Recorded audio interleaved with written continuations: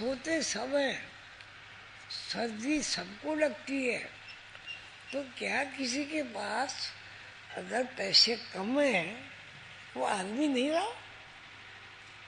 کیوں جی؟ یا جس کے پاس پیسے ہیں وہ فرشتہ ہو گیا؟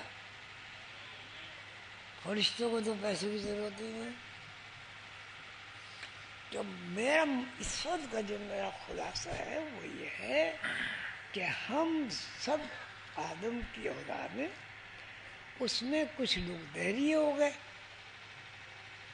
کچھ لوگ مشرک ہو گئے،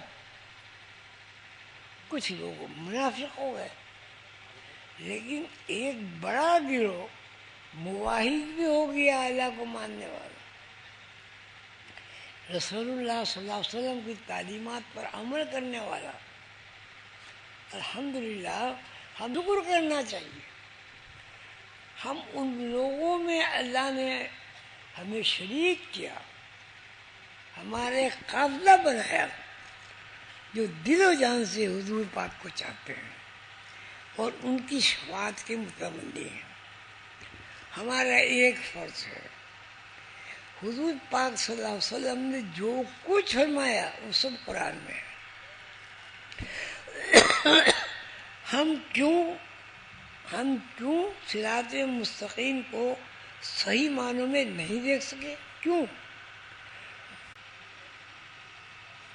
اب آپ ایک کتاب پڑھیں اردو کی بغیر ترجمے کے، ثواب تو یہ ہے کہ اس کتاب کو آپ سمجھیں۔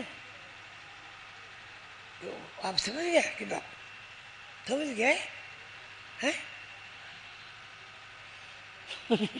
دوسرے بیچارے نہیں سمجھے، ہم انگریزی پڑھتے ہیں، پوری کتاب پڑھتے ہیں، ٹھیک ہے، ABCD یہ وہ، لندن جاتے ہیں، امریکہ جاتے ہیں، مصر جاتے ہیں، چین جاتے ہیں کتابیں پڑھنے۔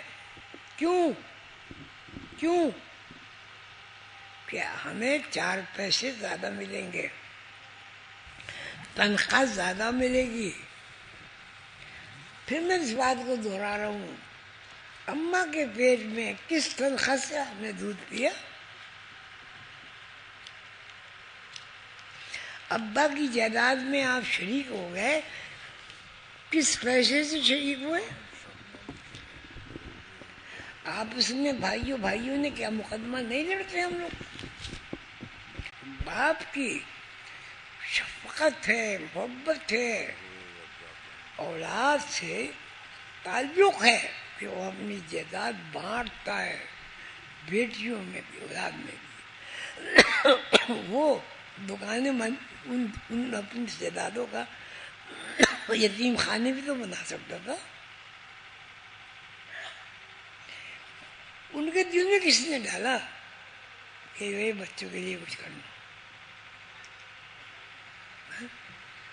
اسی لیے ہم اولاد کو چھوڑتے ہیں۔ کہ اس نے یہ بھی کہا زکوٰۃ دو، اس نے یہ بھی کہا قربانی کرو، اس نے یہ بھی کہا صدقہ دو، اس نے یہ بھی کہا کہ یتیم خانہ بناؤ، اس نے یہ بھی کہا بچوں کو تعلیم دو، اس نے یہ بھی کہا۔ ایک آدمی کروڑ پتی ہے، وہ ایک 50 لاکھ روپے لگا دے مکتب بن جائے گا، اور ایک آدمی بیچارہ غریب ہے، وہ ایک یتیم کو غریب کو کھانا کھلا دیتا ہے، وہ زیادہ معتبر ہے جس نے اپنا بھوکا لے کے کھانا کھلا دیا ہے یہ نہیں؟ اللہ تعالی ہم سب کو توفیق دے